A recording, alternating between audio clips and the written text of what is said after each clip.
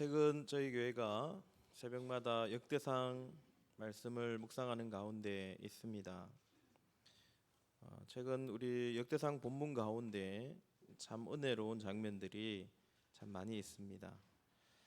전 오늘 역대상의 오늘 한 본문을 여러분들과 함께 나누고 또 말씀을 적용하고 큰 은혜 받게 되기를 간절히 소원합니다. 오늘 본문에는 흠이 없었던 그리고 하나님의 마음에 합했던 다윗 왕이 실수하고 있는 장면이 나옵니다. 다윗이 그만 사탄의 유혹에 빠져서 죄에 빠져 교만하게 된 것이죠. 그래서 다윗이 인구조사를 실시하게 됩니다. 1절에 보면 사탄이 일어나 이스라엘을 대적하고 다윗을 충동하여 이스라엘을 계수하게 하니라. 다윗이 하나님을 의지하지 않고 자신의 힘을 과시하기 위해서 전국에 있는 인구조사, 특별히 군대의 인구를 조사하는 그러한 일을 벌이게 된 것입니다. 다윗이 실수한 것이죠.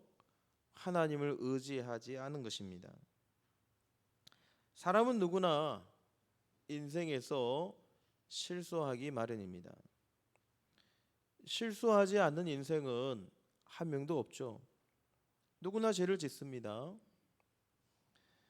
성도도 실수를 하게 됩니다.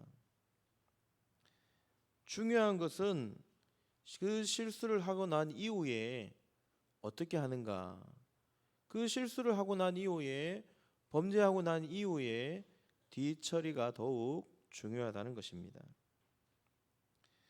특별히 성도의 실수와 범죄는 성도 혼자 짓는 것이 없습니다. 늘 사탄이 우리를 간섭하고 유혹하죠. 그래서 사탄은 우리 성도의 틈을 놓치지 않습니다. 우리 성도님들이 교만에 잠깐의 틈을 보이게 되면 죄의 길에 빠지게 되는 것입니다. 그래서 교만은 사탄이 유혹하기 가장 좋은 실수입니다. 오늘 다윗도 교만한 것이죠. 자신이 이룬 업적을 자랑하고 싶었습니다. 그래서 유다와 이스라엘이 얼마나 부강한 나라가 되었는지 자랑하고 싶었죠. 인구조사를 실시한 것입니다. 사실 이스라엘이 통일한국을 이루어서 이처럼 부강한 나라가 될 수 있었던 가장 중요한 원인은 누구에게 있었습니까? 여호와 하나님께 있었습니다. 또 다윗 혼자만이 이룬 것이 아니죠. 다윗의 수많은 군대 장관들, 부하들, 신하들이 함께 힘을 합쳐서 모아 이룬 역사가 이 이스라엘의 강대국이 된 이유였습니다. 하나님의 도우심이 없이는 일어날 수 없었던 일이죠. 전적인 하나님의 은혜임을 다윗은 잊어버린 것입니다. 사탄은 그 교만을 파고들었습니다. 다윗의 마음속의 교만을 극대화시켰습니다. 그리고 행동하게 만들었습니다. 범죄하게 한 것이죠. 죄악 길에 서게 한 것입니다.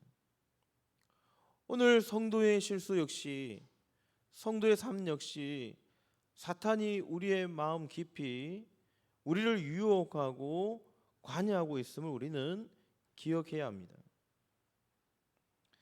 그러나 다윗은 달랐습니다. 그는 역시 하나님의 마음에 합한 사람이었습니다. 사도행전 13장 22절에 피하시고 다윗을 왕으로 세우시고 증언하여 이르시되 내가 이새의 아들 다윗을 만나니 내 마음에 맞는 사람이라 내 뜻을 다 이루리라 하시니, 하나님의 마음에 맞았던 사람이라는 것이죠.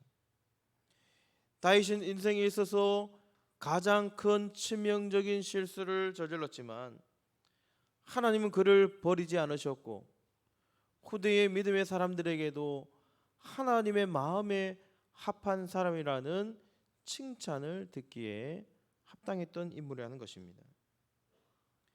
그래서 저는 오늘 이와 같은 다윗의 모습을 통해서 오늘 우리도 다윗과 같은 그러한 실수 또 범죄할 수 있지만 다윗처럼 하나님과 관계를 복원하고 믿음의 성공의 자리로 나아갈 수 있는 복된 성도님들이 되시기를 오늘 말씀을 통해서 함께 그 은혜를 나누기를 소원합니다.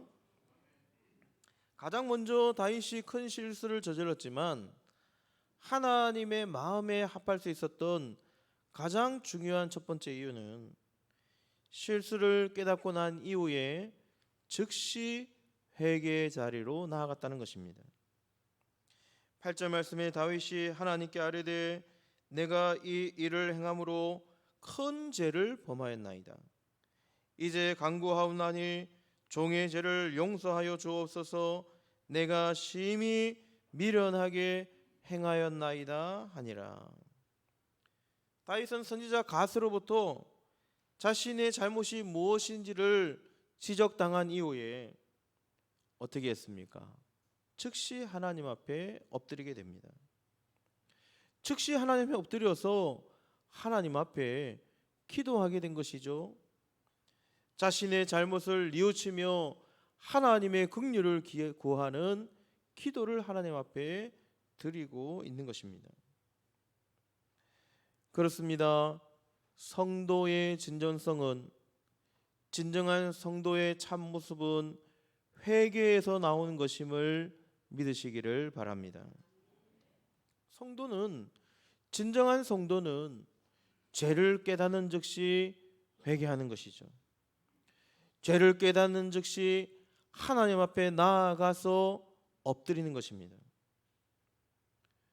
진정한 성도의, 순결한 성도의 참 모습을, 진정성 있는 성도의 참 모습을 하나님 앞에 유지하기를 원하신다면 범죄를 깨닫는 즉시, 실수하는 즉시 하나님 앞에 나아가는 것입니다. 순결한 주님의 신부처럼 순결한 믿음의 성도로 살아가고 싶으시다면 우리가 하나님 앞에 실수하였을 때에 시간을 놓치지 아니하고 하나님 앞에 나아가 엎드리는 것입니다. 오늘 다윗은 즉시 자신의 죄를 깨닫고 기도의 자리로 나아갑니다. 또한 인구조사 전에 하나님의 뜻을 엿듣지 않은 것을 회개하게 됩니다. 또 하나님께 징계를 받으면서도 하나님 앞에 핑계하거나 변명하지 않고 하나님의 징계를 그대로 받아들이고 하나님의 뜻을 구하게 됩니다. 우리가 읽지 않았지만 오늘 13절 말씀에 보면 다윗이 이렇게 말씀합니다. 우리 화면을 보시면서 같이 한번 읽어보겠습니다. 다윗이 갓에게 이르되 내가 공경에 빠졌도다. 여호와께서는 긍휼이 심히 크시니 내가 그의 손에 빠지고 사람의 손에 빠지지 아니하기를 원하나이다 하는지라. 아멘. 다윗은 먼저 하나님의 긍휼을 구하고 있는 것입니다. 먼저 하나님의 자비를 구하고 있습니다. 그리고 선지자 갓이 하나님으로부터 제안받은 세 가지 징계를 다윗에게 들려주었을 때 다윗은 피하지 않았습니다. 오히려 하나님의 뜻을 구하게 됩니다. 세 가지 징계는 지키기가 너무나 어려운 징계였습니다. 3년 동안 이스라엘 땅에 비가 내리지 않는 기근을 택하든지, 아니면 석 달 동안 적군에게 피해서 이리저리 패하여 도망다니며 쫓겨다니는 일이든지, 아니면 전염병이 4월 동안 이스라엘 전역을 하나님의 진노의 칼로 휩쓸어서 수만 명의 사람들이 죽어나가는 일이든지, 무슨 것을 택하든지 어려운 징계였습니다. 하나도 쉬운 징계가 하나도 없었습니다. 그렇지만 다윗은 묵묵하게 그 징계를 받아들이며 하나님 앞에 겸손함으로 하나님의 뜻을 구하는 질문을 하고 있습니다. 내가 그의 손에 빠지고 사람의 손에 빠지지 아니하기를 원하나이다. 내가 하나님의 손에 징계받기를 원하고 사람의 손에 빠지지 않기를 원합니다라고 고백하고 있는 것입니다. 하나님의 손에 징계받기를 원합니다. 하나님의 뜻대로 하시기를 원합니다라고 고백하고 있는 것이죠. 중요한 것이 무엇입니까? 다윗이 하나님 앞에 그 징계를 피하지 않았다는 것입니다. 핑계하지 않았습니다. 변명하지 않았다는 것입니다. 이 점이 초대왕 사울 왕과 전혀 다른 점입니다. 사울 왕은 자신의 범죄 앞에 더욱 교만해졌습니다. 사무엘상 13장에 보면 사울은 사무엘 선지자가 제사를 드려야 되는데 늦게 온 것이죠. 이제 저기 저더러 와서 빨리 제사를 드리고 전쟁에 나아가야 되는데 마음이 급했던 이 사울 왕이 사무엘 선지자가 늦게 오니까 직접 번제물과 소제물을 가져와서 자신이 제사를 드린 것입니다. 원래 여러분 제사는 누가 드려야 됩니까? 하나님의 선택받은 제사장이 레인이 드려야 되는 것이죠. 왕이 아무리 급하다고 해서 제사 드릴 수 없는 것입니다. 그리고 제사를 드리고 난 다음에 사무엘 선지자가 도착했죠. 하지만 그 다음 사울 왕의 태도는 다윗왕과 달랐습니다. 다윗은 죄를 깨닫는 즉시 하나님 앞에 엎드려서 기도하고 회개하였지만 사울 왕은 회개하였다는 말씀이 없습니다. 핑계와 변명만 가득합니다. 여러분 집에 돌아가셔서 사무엘상 13장의 말씀을 한번 읽어보시기를 바랍니다.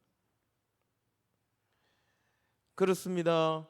오늘 하나님의 사람들도 실수할 수 있음을 인정하셔야 합니다. 오늘 하나님의 사람들도 범죄할 수 있음을 기억하셔야 합니다. 오늘 하나님의 사람들도 하나님의 선택받은 하나님의 자녀들도 우리가 믿음의 길을 걸어감에 있어서 사탄의 유혹과 시험으로 말미암아 실수할 수 있음을 인정해야 하는 것입니다. 중요한 것은 무엇입니까? 실수할 수 있지만 즉시 하나님 앞에 돌아가는 것입니다. 즉시 하나님 앞에 회개의 무릎으로 나아가는 것입니다. 핑계하지 않습니다. 변명하지 않습니다. 하나님 앞에 죄를 깨닫는 즉시 하나님 앞에 나아가는 것입니다. 오늘 우리의 믿음이 하나님 앞에 답보하고 있는 경우가 종종 있습니다. 우리의 믿음이 성장해야 되는데 더 이상 성장하지 않는 경우가 있습니다. 어떠한 경우일까요? 우리의 죄가 하나님과 우리의 사이를 갈라놓는 것입니다. 하나님과 우리 사이의 관계를 멀게 하는 것입니다.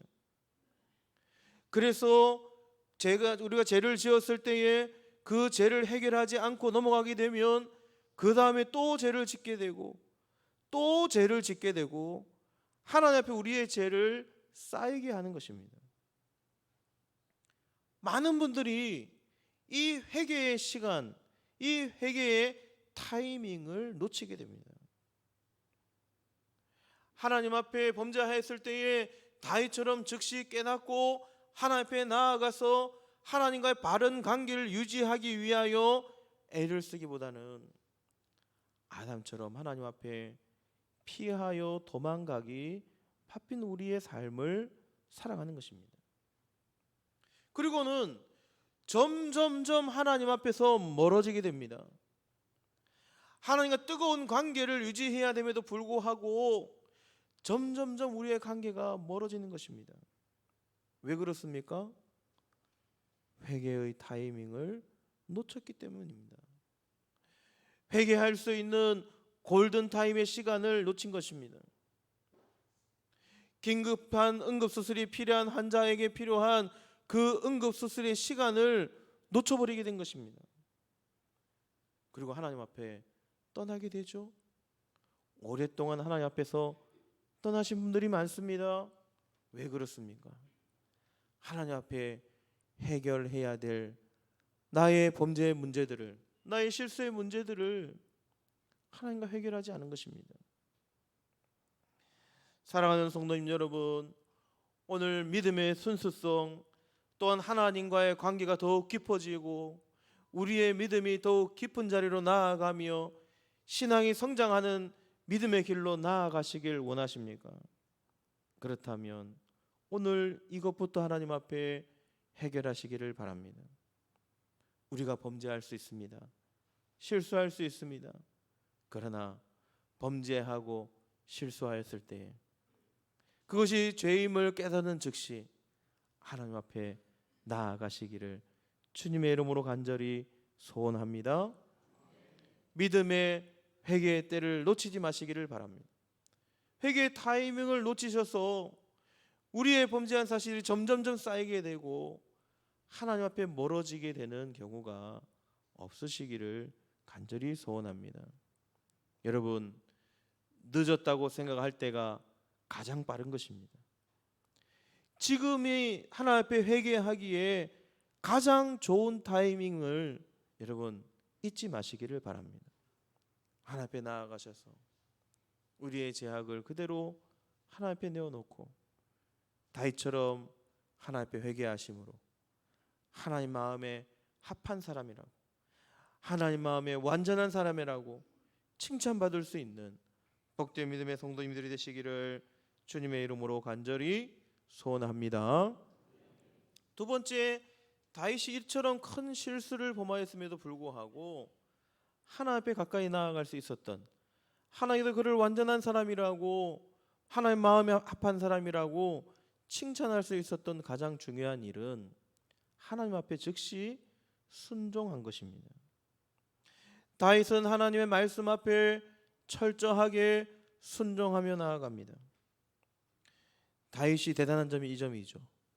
하나님 앞에 실수하였음에도 불구하고 즉시 죄를 깨닫고 하나님 앞에 엎드려서 기도할 뿐만 아니라 하나님께서 주신 명령의 말씀에 순종하고 있는 것입니다. 하나님께서 다윗에게 뭐라고 명령하십니까? 범죄한 다윗에게, 징계를 받고 있는 다윗에게 오르난의 타작마당에 나아가서 거기서 제단을 쌓으라고 명령하십니다. 우리가 오늘 읽지 않았지만 18절 말씀 우리 화면을 보시면서 같이 한번 읽어보겠습니다. 여호와의 천사가 갓에게 명령하여 다윗에게 이르시기를 다윗은 올라가서 여부스 사람 오르난의 타작마당에서 여호와를 위하여 제단을 쌓으라 하신지라. 아멘. 여부스 사람 오르난의 타작마당에 가서 거기에서 제사를 드리라고 명령하고 있습니다. 여러분, 이 여부스라는 지역은요 이방인의 지역입니다. 이방인의 땅이에요. 즉 이방인의 땅에 나아가서 제사를 드리라고 명령한 것이죠. 여부스 지역 사람들은 원래 이스라엘 백성들이 가나안 땅을 정복하기 전에 그 지역, 특별히 예루살렘 지역에 살았던 이방 민족이 여부스 사람입니다. 하나님께서 반드시 쫓아내야 될, 그리고 하나님께서 진멸하시기를 원하셨던 민족이 여부스 민족이에요. 그 쫓아내야 될 민족 중에 하나님은 성경 여러 곳에서 꼭 여부스 민족을 몰아내야 된다고 말씀하고 있습니다. 확인해 볼까요? 여호수아 3장 10절에 보면 이렇게 말씀합니다. 가나안 족속과 헷 족속과 히위 족속과 브리스 족속과 기르가스 족속과 아모리 족속과 여부스 족속을 너희 앞에서 반드시 쫓아내실 줄을 이것으로 너희가 알리라. 여부스 족속은 어떤 족속입니까? 이스라엘에게 있어서는 원수와 같은 민족입니다. 멸망당해야 될 민족이에요. 하나님의 저주를 받아서, 하나님의 진노를 받아서 그 땅에서 사라져야 될 민족이 여부스 사람입니다. 근데 이스라엘 백성들이 하나님 명령에 다 순종하지 못한 것이죠. 여부스 사람이 통일 이스라엘 시대에 여전히 살아남았던 것입니다. 그런데 그 여부스 사람 오르난의 타작마당에 가서 제사를 드리라니요. 이건 말이 안 되는 것입니다. 당시 다윗의 위상을 생각해 보면 도저히 하나님의 명령의 말씀에 순종하기가 쉽지가 않습니다. 왜요? 다윗은 당시에 이웃 나라들과의 싸움에서 한 번도 패한 적이 없었습니다. 전쟁에서 패한 적이 한 번도 없었던 왕이 다윗입니다. 이스라엘이란 나라가 얼마나 부강한 나라가 되었는지를 자랑하고 싶어서 시작한 일이 인구조사입니다. 그런데 이스라엘 지역에도 얼마든지 제사를 드릴 곳이 많은데 여부수 사람 오르난의 타작마당에 가서 제사를 드리라는 것이 말이 됩니까? 하나님, 제가 아무리 큰 범죄를 저질렀지만 어떻게 이방 민족의 땅에 가서 제가 제사를 드릴 수 있습니까? 하나님 앞에 항의할 수 있지 않겠습니까? 그런데 다윗은 하나님 명령에 따지지 않았습니다. 그리고 즉시 하나님 말씀에 순종합니다. 여부수 사람 오브르난의 땅에 나아갑니다. 사실 당시에 하나님의 성막이 있었습니다. 출애굽 당시에 모세에게 명령하셔서 만드셨던 성막이 어디에 존재했냐면 기브온 땅에 존재하고 있었어요. 기브온 산당에 있었습니다. 출애굽 때부터 출애굽 광야 40년을 지나고 또 가나안 정복 전쟁 시대를 지나고 사사 시대를 지나고 사울 왕이 초대 왕이 되었던 시대를 지나서 다윗 왕 때까지 존재했던 그때 당시에 성막이 있었습니다. 존재하고 있었어요. 이스라엘 백성들이 기브온의 산당에서 오랫동안 그 성막 앞에서 제사를 드렸습니다. 오늘 우리가 읽지 않았지만 29절 말씀을 우리 화면을 보시면서 한번 읽어보겠습니다. 옛적에 모세가 광야에서 지은 여호와의 성막과 번제단이 그때에 기브온 산당에 있었으나, 어디에 있었다고요? 기브온 산당에 뭐가 있었다고요? 하나님 앞에 제사 드리는 여호와의 성막과 번제단이 거기 있었다는 것입니다. 다윗이 이렇게 핑계댈 수 있습니다. 변명할 수 있습니다. 하나님, 하필이면 그 여부수 사람 오르난의 타작마당에 가서 제가 제사를 드려야 될까요? 하나님의 성막이 이렇게 존재하고 있는데 왜 여기에 가서 제사를 드려야 할까요? 하나님 앞에 질문할 수 있었습니다. 그런데 다윗은 따지지 않았습니다. 하나님의 명령의 말씀에 즉시 오르난의 타작마당으로 나아갑니다. 그리고 엄청난 값을 치르고 그 오르난의 타작마당을 사들이고 거기서 제사를 드리게 됩니다. 그렇습니다. 사랑하는 성도님 여러분, 우리가 실수할 수 있습니다. 범죄할 수 있습니다. 하나님 앞에 멀리 떠날 수 있습니다. 중요한 것은 무엇입니까? 죄를 깨닫는 즉시 하나님 앞에 와서 엎드리고 기도함과 동시에 그동안 내가 내 마음대로 살고 내 방식대로 살고 내 세상의 뜻에 따라서 내가 생각한 경험에 따라서 살아왔던 나의 방식을 버리고 온전히 하나님의 말씀을 쫓아 살아가기로 결심하는 성도가 진정성 있는 믿음의 성도임을 믿으시기를 주님의 이름으로 간절히 소원합니다. 나의 뜻을 버리는 것입니다. 내 생각을 버리는 것입니다. 내 생각대로 하나님 앞에 실수하였는데 이제 내 생각을 버리고 하나님의 뜻을 쫓기로 즉시 순종하며 나아가는 것, 그것이 믿음의 사람입니다. 오늘 다윗처럼 하나님 마음에 합한 사람, 하나님 마음에 완전한 사람, 하나님께서 주시는 위대한 믿음의 사람으로 일꾼으로 나아가는 비결이 무엇입니까? 복잡하지 않습니다. 하나님 앞에 단순하게 하나님의 주신 말씀에 철저하게 순종하며 나아갈 때, 오늘 비록 이방인의 땅이었지만 하나님의 명령의 말씀대로 순종하며 나아갈 때 하나님께서 다윗을 통해서 위대한 역사를 이루시는 것을 우리도 기억하고 다윗처럼 순종의 자리로 나아갈 수 있는, 하나님 말씀 앞에 나아갈 수 있는 복된 믿음의 성도님들이 되시기를 주님의 이름으로 간절히 소원합니다. 마지막 세 번째, 다윗이 이처럼 큰 실수를 저질렀음에도 불구하고 하나님의 마음에 합했던 이유는 자신의 실수를 인정하고 자신에게 주어진 죄값을 하나님 앞에 치러내었다는 것입니다. 오늘 오르난, 이 여부수 사람 오르난은 그때 당시에 강대국이었던 이스라엘 다윗 왕이 요청하였을 때에 너무나 무서워서 자신의 땅과 그 다음에 가축과 그 농기계들을 다 다윗에게 그냥 드리려고 했습니다. 다윗도 자신의 권력으로 얼마든지 그 타락 마당을 자신의 권력으로 말 한마디면 자신의 땅으로 취할 수 있었습니다. 그런데 다윗은 하나님 앞에 범죄하였기에 자신의 죄를 깨닫고 하나님 앞에 철저하게 하나님의 징계를 죗값을 치르며 받고 있다는 것이죠. 25절 말씀에 이렇게 말씀합니다.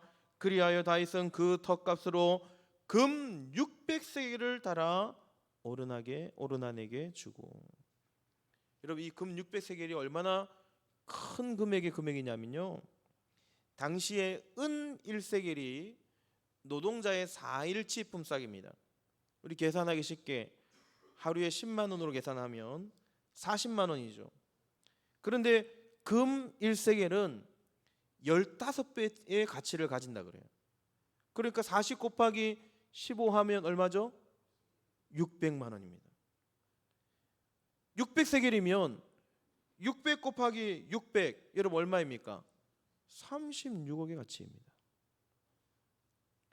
별로 놀라지도 않으시네요. 예, 여러분 다 좋은 땅을 가지고 계셔가지고 36억에도 별로 놀라지 않습니다.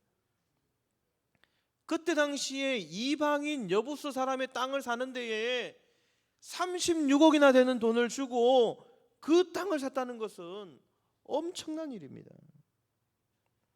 그리고 그 땅을 사면서 다윗이 한 말이 매우 중요한 의미를 지닙니다. 24절 말씀을 우리 화면을 보면서 한번 더 읽겠습니다. 다윗 왕이 오르난에게 이르되 그렇지 아니하다. 내가 반드시 상당한 값으로 사리라. 내가 여호와께 드리려고 내 물건을 빼앗지 아니하겠고 값없이는 번제를 드리지도 아니하리라 하니라. 아멘. 값없이 번제를 드릴 수 없습니다. 희생의 제물 없이 하나님 앞에 나아갈 수 없는 것이죠. 죄를 지었으면 반드시 죄값을 치러야 하는 것입니다. 하나님은 다윗의 희생의 제사와 함께 자신의 죄값을 치려고 하는 다윗의 마음을 받은 것입니다. 그래서 26절 말씀에 보면 다윗은 이 엄청난 실수, 그리고 나라가 패망할 수도 있는 그 자리, 자신이 왕에서 쫓겨날 수도 있는 그러한 저주의 자리에서 은혜의 자리로 옮겨가게 된 것을 보게 됩니다. 26절 우리 한 번 더 화면을 보면서 같이 읽어보겠습니다. 다윗이 거기서 여호와를 위하여 제단을 쌓고 번제와 화목제를 드려 여호와께 아뢰었더니 여호와께서 하늘에서부터 번제단 위에 불을 내려 응답하시고 아멘. 여호와의 불이, 진노의 불이 다윗에게 임해야 마땅했음에도 불구하고 하나님 앞에 완전했던, 하나님 마음에 합했던 다윗이 그 실수를 즉시 인정하고 하나님 앞에 즉시 나아가 엎드리고 자신의 뜻을 돌이키고 하나님 앞에 기도하고 하나님 말씀에 참 듣기 힘든, 순종하기 힘든 그러한 하나님의 말씀이었지만 순종하며 나아감으로 말미암아, 또 희생의 제사를 드림으로 말미암아 여호와의 불이 그 희생의 제사를 받으시고 다윗이 다시 한번 은혜의 자리로 나아갈 수 있도록 허락해 주셨다는 것입니다. 사랑하는 믿음의 성도님 여러분, 오늘 우리도 범죄의 현장에서, 실수의 현장에서, 하나님 앞에 멀어진 우리의 현장에서 은혜의 자리로 돌아가고 싶으십니까? 그렇다면 하나님 앞에 즉시 회개하시고 나의 뜻을 돌이키시고 하나님의 명령의 말씀에 순종하시고 하나님 앞에 우리의 죄값을 치르며 하나님 앞에 나아가서 하나님과의 바른 관계, 온전한 은혜의 자리로 다시 나아갈 수 있는 믿음의 성도님들이 되시기를 주님의 이름으로 간절히 소원합니다. 믿음의 성도님들은 실수하여도 하나님과의 관계의 그 멀어짐의 시간을 오래 가지지 않는 것입니다. 실수할 수 있습니다. 범죄할 수 있습니다. 그러나 그 시간 오래 가져가지 않아요. 하나님과 다시 한번 관계를 복원하고 은혜의 자리로 즉시 돌아가는 것입니다. 또 죄인은 오직 하나님께서 제시한 방법으로만 하나님께 나아갈 수 있음을 우리는 기억해야 합니다. 우리 역시 하나님의 형벌을 받아서 죽어 마땅한 사람들이었습니다. 지옥 백성이었습니다. 그런데 하나님께서 우리에게 우리의 죄값을 대신해서 우리의 죄를 대신해서 누구를 보내주셨습니까? 예수 그리스도를 보내주셨습니다. 우리에게 회개와 구원의 길을 열어주신 것입니다. 구원받을 방법을 가르쳐 주신 것이죠. 요한일서 4장 10절에 보면 하나님 우리를 사랑하사 우리 죄를 속하기 위하여 화목 제물로 그 아들을 보내셨습니다.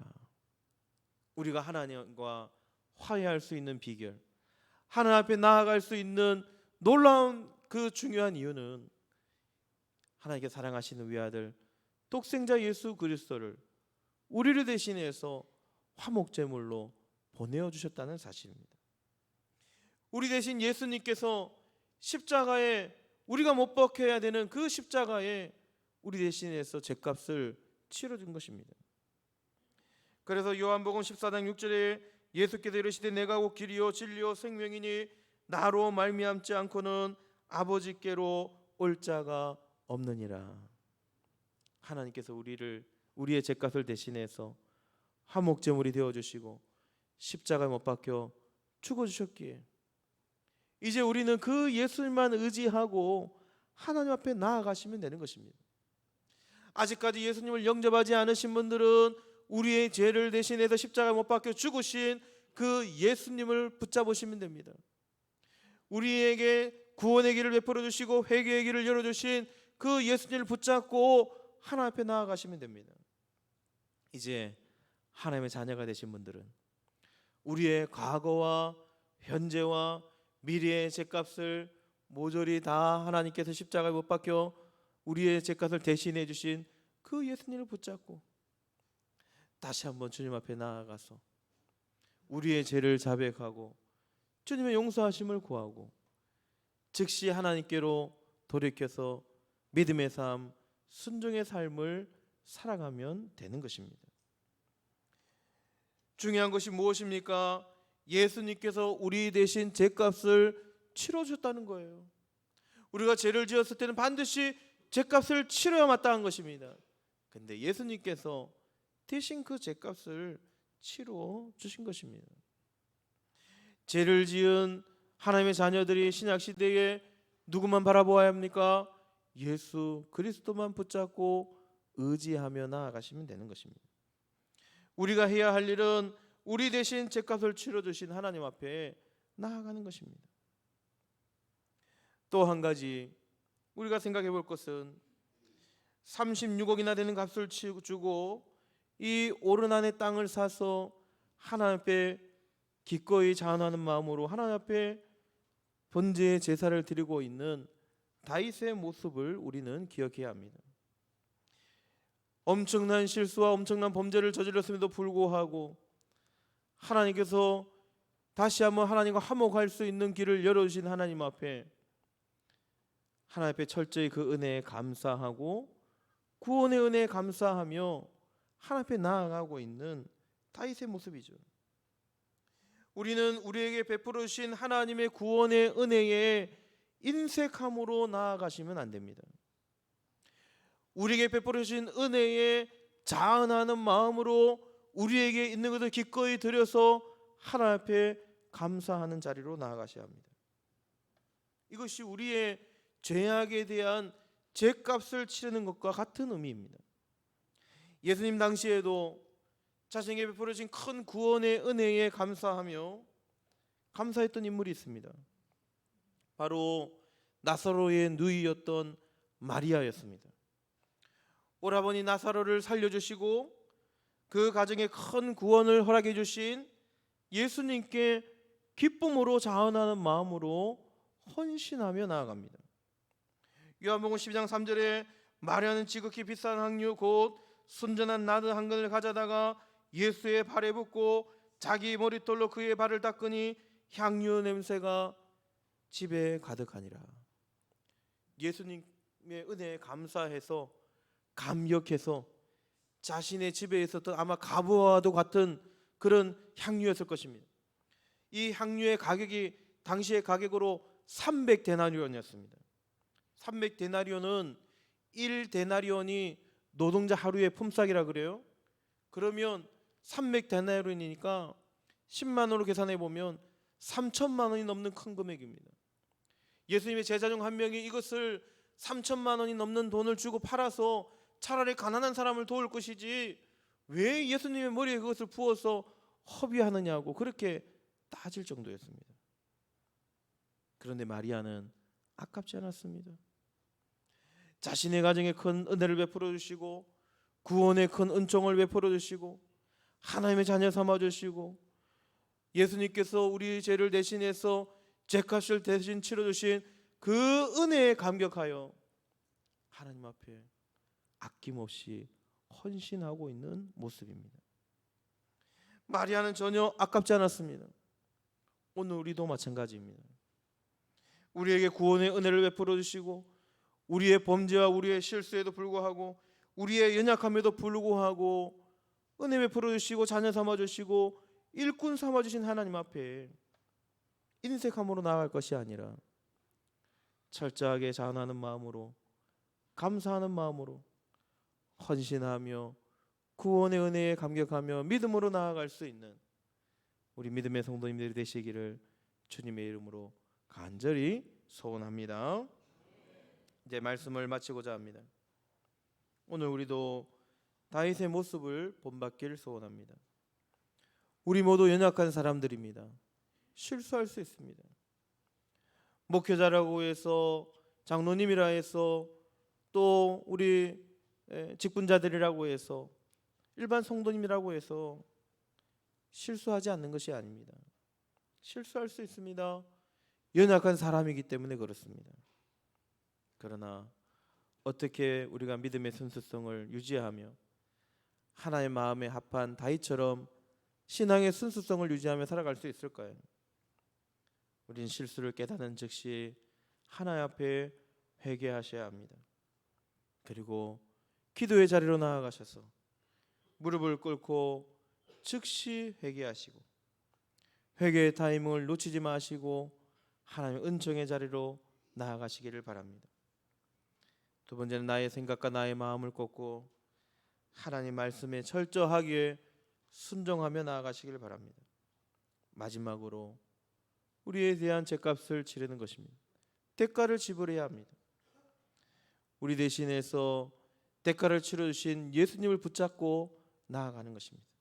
그리고 우리에게 베풀으신 그 은혜에 구원의 은혜에 감격하여 자원하는 마음으로 하나님 앞에 늘 감사하며 살아갈 수 있는 복된 믿음의 성도님들이 되시기를 주님의 이름으로 간절히 축원드립니다.